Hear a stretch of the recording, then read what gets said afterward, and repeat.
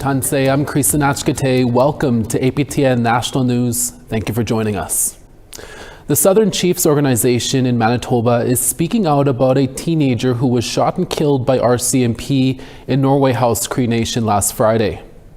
The SCO says it is expressing their deepest condolences to the family, friends, and loved ones of 17-year-old Elgin Muskego from Norway House Cree Nation. Last Friday at around 1:45 a.m., RCMP say they were called after a teenager was agitated and holding an edged weapon. Despite numerous demands from police, the teen did not drop the weapon, and when he approached the officers, that is when Muskego was shot. He was taken to hospital and was later pronounced dead. The investigation is now in the hands of the Independent Investigation Unit of Manitoba. In a statement, the SCO said this heartbreaking incident has robbed his family of their beloved grandson, brother, and leaves a mark in the community. SCO stands with the Norway House Chief and Council in calling for a thorough, transparent, and independent investigation into the matter. This event demonstrates the urgent need to enhance de-escalation measures and prioritize community-based mental health-focused interventions in police protocol. The family says Elgin Muskego would have graduated from high school in June. A charity mixed martial arts event in the Enoch Cree Nation near Edmonton, Alberta on Saturday ended in tragedy. The charity mixed martial arts event was held at Enoch Cree Nation's Recreation Center by Ultra MMA. Details are sketchy, but one of the fighters on the card was transported to hospital where he later died. No cause of death has been released and the fighter has not yet been identified. Alberta RCMP are investigating the death.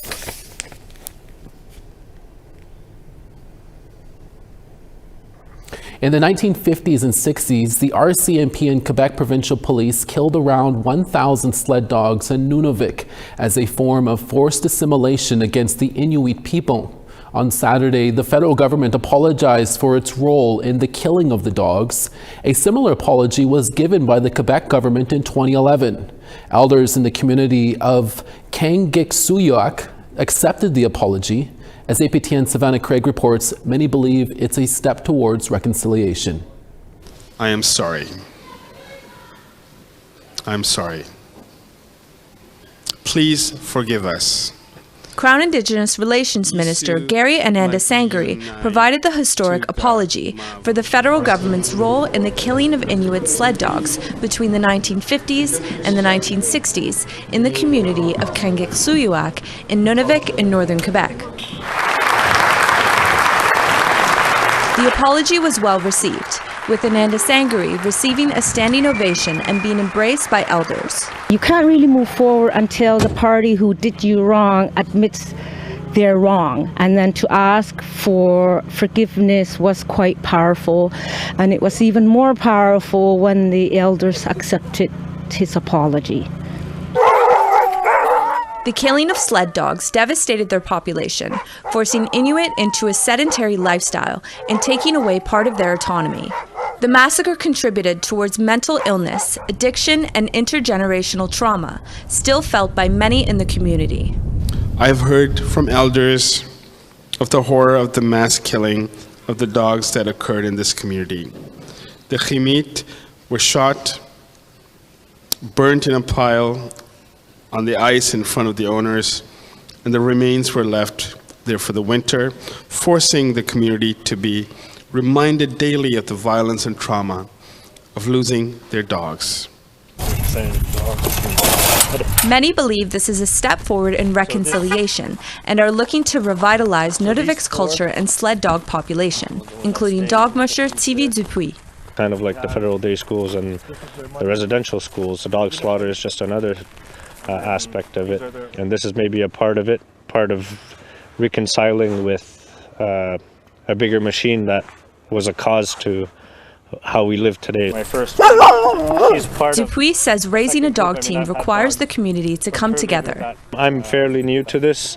It's been about 3 years that I even got on my cousin's team, started building my own team, so we shared the tasks where I learned from him, I learned from my neighbors, so George, Kyle, whose dogs you see here, I learned from them, and eventually started my own team. The federal government has launched $45 million to promote the revitalization of communities in Nunavik.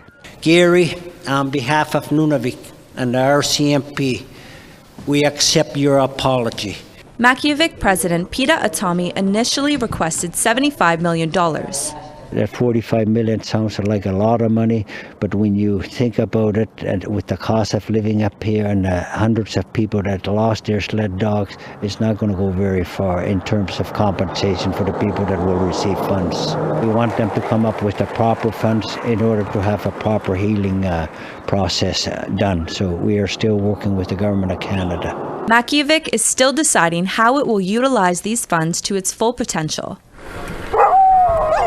But it will be using some of the funds to support mushers like Dupuis.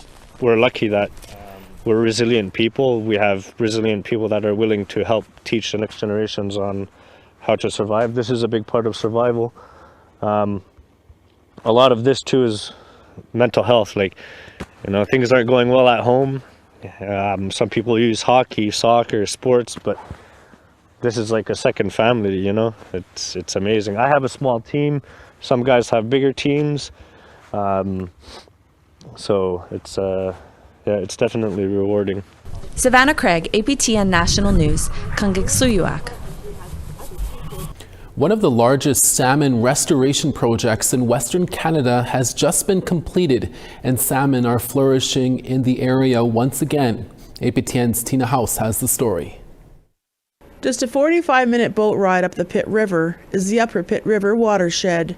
For close to 100 years, logging development in the area cut off Pitt River to Pitt Lake, which prevented salmon from spawning in this remote area. But now, thanks to a partnership between the Katzie First Nation, the BC Parks Foundation, and numerous sponsors, water is now flowing to the Red Slough, where salmon are once again making a huge comeback. To have been here a couple years ago and to walk around this area and to see the stagnant water and the dead salmon and just the feeling of like, see this river cut off from its natural path, and then to be here today, seeing salmon coming back, seeing the life, coming back to this area. Rick Bailey is proud of the work that has been put in over the last 6 years, and with the population of salmon on a sharp decrease over the years, he says this restoration project is crucial. You can see these side channels along the river, along the road. Very little salmon in there. If some of them didn't have any. But this year when we went up to open the pipe at Red Slough, we took a little tour around and checked out all the channels and streams. And each and every one of them had a lot of salmon there, and that was like, wow. In 2021, the BC Parks Foundation purchased and protected 733 acres in the Upper Pitt River watershed. Since then, debris has been removed and water pipes have been installed, reconnecting these water channels once again.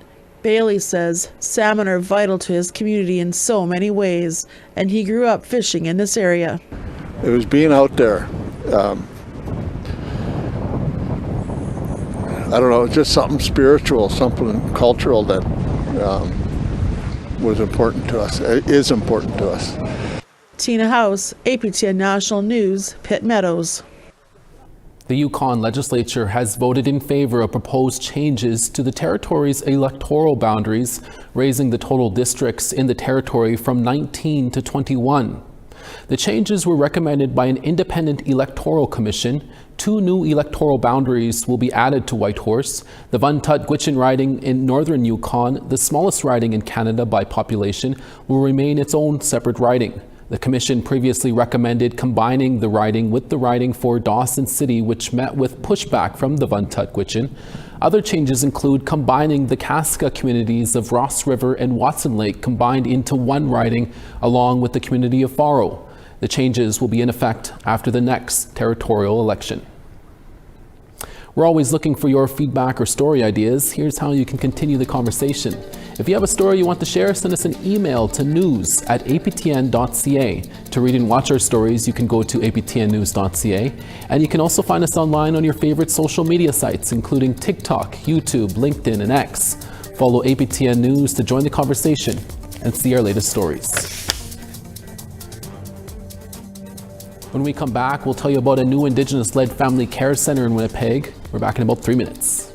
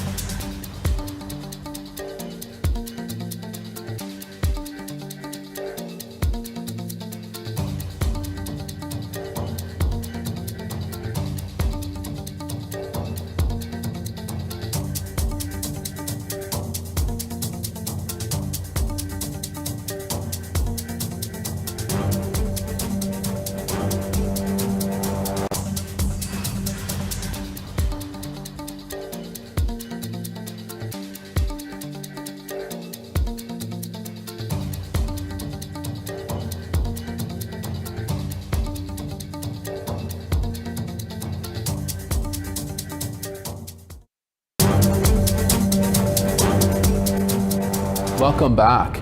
A community center in Winnipeg's Elmwood neighborhood is getting a facelift and a new purpose. Manitoba's first dedicated Indigenous-led family care center. We need to grow better, we need to grow smarter, and we need to develop viable and strong communities. So facilities like that, like this, like the Larson Center that we are announcing, are going to even be more important in the future of this city. On Monday, the federal government announced it's putting $4.2 million into the project. This building, located at 575 Larson Avenue, is going to be transformed into the Larson Family Care Center. The center will be run by Mamawi Ichi Itata, which will provide wraparound supports for families in the Elmwood neighborhood. The province has also given $300,000 to the project. Mamawi Ichitata has been operating programs out of the current building since 2020. Indigenous tourism is growing in the Atlantic region, and to meet the growing need for authentic Indigenous knowledge and tourism, a new program at a Halifax university launched its first Indigenous student cohort to increase access to post-secondary tourism education and support the growth of Indigenous tourism. APTN's Angel Moore brings us the story. Vendors are in the lobby of Mount St. Vincent University, where the Ginu Tourism Project celebrates the launch of Indigenous student cohort, developed to increase Indigenous involvement in tourism. Karen Beals is a member of the Glooscap First Nation. She registered in the program. Quilling for over 10 years, Beals says Mi'kmaq history is in her designs. I want to be able to have the right information and the right stories to be able to tell the people who buy my quill work and where it all began, and just informing the right information. I believe we're all ambassadors of our culture, so unless we know it, then I want to be able to give the public the right information. Robert Bernard is the Ginu Executive and Mi'kma'ki Advisory Member. He says there's a shortage of authentic Indigenous knowledge in tourism. We weren't seeing it in the tourism industry. That change takes place really slow. So thinking about the long term, we said how best to change this would be to start working and partnering with the education systems. The Ginu Tourism Project was developed with input from Mi'kmaq and Wolastoqey communities. Ginu is Mi'kmaq for together. The project integrates Indigenous knowledge into MSVU's Tourism and Hospitality program. Joelle Dickinson is the president of MSVU and says the program has helped build relationships with Indigenous communities. I do hope that other universities see how it's been done and grow areas that their expertise is in. We happen to have great expertise in tourism, and so we were able to help community because of that. And I hope other universities embrace the way that we're doing this and invest even more in community. The project began last September. Students learn from Indigenous professionals who are in the tourism and hospitality sector, such as Mi'kmaq basket maker and a Cree chef who prepares traditional foods. Student Gabriel Robitaille is a singer and a drummer. He is passionate about his people's culture, art, and music. It's not a belief they have, it's a conviction, it's a purpose, and you can really see how they give back to the communities, and it's something that really just fires me up and gets me going. Student Davina Bernard wants to learn more about Mi'kmaq culture and hopes to work in Indigenous tourism. Like I was saying earlier, it was great to know that we're all kind of our own knowledge keepers, and it's good on a personal level to meet with other individuals and kind of share and learn off of each other. Robert Bernard says with the rise of Indigenous tourism, the program will help sustain the industry. This is more leadership development for students that we see graduating from the program, understanding the work we're doing with Indigenous tourism and how we need to prepare future leaders. According to the Atlantic Indigenous Tourism Report released last year, the sector has opened up almost 3,000 jobs and is expected to grow. Angel Moore, APTN National News, Jabuktuk, also known as Halifax. To Australia now, where an independent commission against corruption investigation has found race-based discrimination was involved in mock awards handed out by members of the Northern Territory Police Force. However, there were no adverse findings. One example of the mock awards was for an officer who behaved most like an Aboriginal. Critics of the report say the government's response completely dismisses the concerns of Aboriginal police officers and the Aboriginal people the police serve. National Indigenous Television's Emma Calloway has more. The Independent Commission Against Corruption found the certificates are evidently racist, but provided no adverse findings. In February, former Constable Zachary Rolfe gave evidence of the awards named to imitate an Indigenous word and given for an excellence in lack of hygiene. 3 of the mock awards were submitted into evidence. Mr. Rolfe alleged the racist awards were handed out by the Elite Territory Response Group. 5 NT police officers gave sworn statements to the court denying Mr. Rolfe's allegations. The ICAC report has found the awards are evidently on their face racist, but stated it does not have the resources to conduct any further wide-ranging investigation into racism within any unit of the Northern Territory Police Force. Legal experts quick to respond. It seems like there's just a general lack of political will to do anything about that institutional and systemic racism. The ICAC report cited NT Police Commissioner Michael Murphy's apology to Aboriginal Territorians as positive action to reduce racism in the force. Northern Territory Police say they'll continue to drive institutional change. The NT Chief Minister's response: the CLP have never supported the view that there is systemic racism within the Northern Territory Police Force. This report puts those claims to bed. This report and investigation and the Chief Minister's response are gaslighting at an institutional and government level. It suggests that the lived experiences of police officers and the Aboriginal community are not real. NT Independent MP Yingia Gayula said, the Chief Minister's response reinforces the understanding that often there's no justice for black people and completely ignores and compounds the distress that Aboriginal people feel. The final report concludes there is no admissible evidence to prove any of the 5 named police officers lied to the court. It halts any further investigation or any potential charges against them. We now want to tell you about this week's new web poll question. Over on our website, we ask, do you think band councils should have the authority to evict people from their community for violence or drug offenses? Your answers are yes, no, or unsure. Have your say at www.aptnnews.ca. There is more support for Indigenous languages in North Bay and Parry Sound, Ontario. That story when we come back after the break.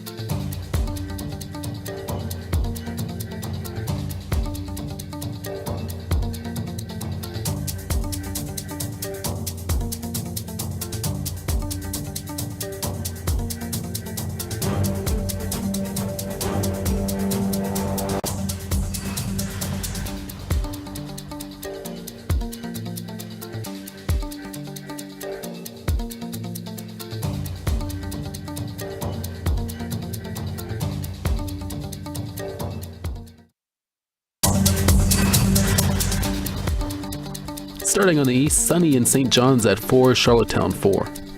Cartwright 2, La Grande River -1. Sunny in Saguenay at 2, Quebec City 2. Peterborough 6, Sault Ste. Marie 2. -1 in Kapuskasing, Sudbury 1. Churchill -11, Puckatawagan -12. -7 in Gimli, Princess Harbour -7. North Battleford -25, Yorkton -19. -14 in Stony Rapids, Meadow Lake sunny at -30. -13 in High Level, Peace River -11. Red Deer -12, Edmonton -14. -2 in Kamloops, Bella Coola -3. -16 in Dees Lake, Prince Rupert 2. minus 14 in Whitehorse, Old Crow, a Burr, minus 33. Wati, minus 27, Wrigley, minus 22. Minus 22 in Palatuk, Sax Harbor, minus 23. Minus 16 in Baker Lake, Cambridge Bay, minus 21. And minus 9 in Clyde River, Aglulik, minus 14. In Ontario, the Near North District School Board in the North Bay and Parry Sound area is offering a brand new e-learning opportunity that will be available to high school students from across the province. Starting early next year, virtual Indigenous languages courses will begin. With more, here's CTV's Eric Tashner. For the last few years, teacher Falcon McLeod has been working to create an Indigenous language e-learning curriculum to reach as many Ontario students as possible. So that they can get a systematic understanding of Ojibwe as a whole and then apply it in their own learning and experiences. Starting in February, he will be leading first-of-its-kind virtual Indigenous language courses for students in 56 school boards who are members of the Ontario e-learning consortium, something he says is essential to learning the language. Taking the dictionary and doing word for word kind of swaps into Ojibwe doesn't work. It requires manipulation of prefixes and suffixes onto your nouns and verbs. And so without that knowledge, it's not a proper representation of Ojibwe. McLeod says before this, other Ojibwe language courses have only been offered through in-person learning. The e-learning opportunity is meant to eliminate timetable conflicts, low enrollment, and potential course cancellation, all at a time when interest seems to be climbing. I'm finding more students wanting to learn Ojibwe. I've been raised going to the Anishinaabe language conference in Sault Ste. Marie, Michigan, and I remember being one of the few kids that used to be there. Organizers say students enrolled will cover one grammar concept each week and then build on that the following week. Each lesson consists of a pre-recorded video of the in-class lesson, a PowerPoint presentation from the video going over the lesson, a worksheet, and an opportunity for students to seek help. We take students from almost no knowledge to exponential growth to being able to express hundreds of thousands of sentences. McLeod says students also receive audio files of himself speaking Ojibwe at regular and slow speeds for learners to transcribe and translate. He says he's honored to be a part of this rollout and is excited to get to work on it next semester. Eric Tashner, CTV News, North Bay. Celebrated Cree filmmaker Neil Diamond is our guest on Face to Face tonight. Diamond has co-directed numerous award-winning documentaries, including Real Injun and Red Fever. We also discuss his latest film, So Surreal Behind the Masks. Here's a preview. The film is about repatriation, I guess, and they search for a stolen mask that could be anywhere in Paris or it could be in New York, and yeah. So, and also like it's about Canadian history, what happened with Native people when ceremonies were banned. And that's your midday newscast for this Tuesday, November 26th. We'll be back again with more news stories for your evening newscast. Be sure to join us then. From everyone at APTN National News, hi miigwech masicho. Thank you for watching, and we'll see you again next day.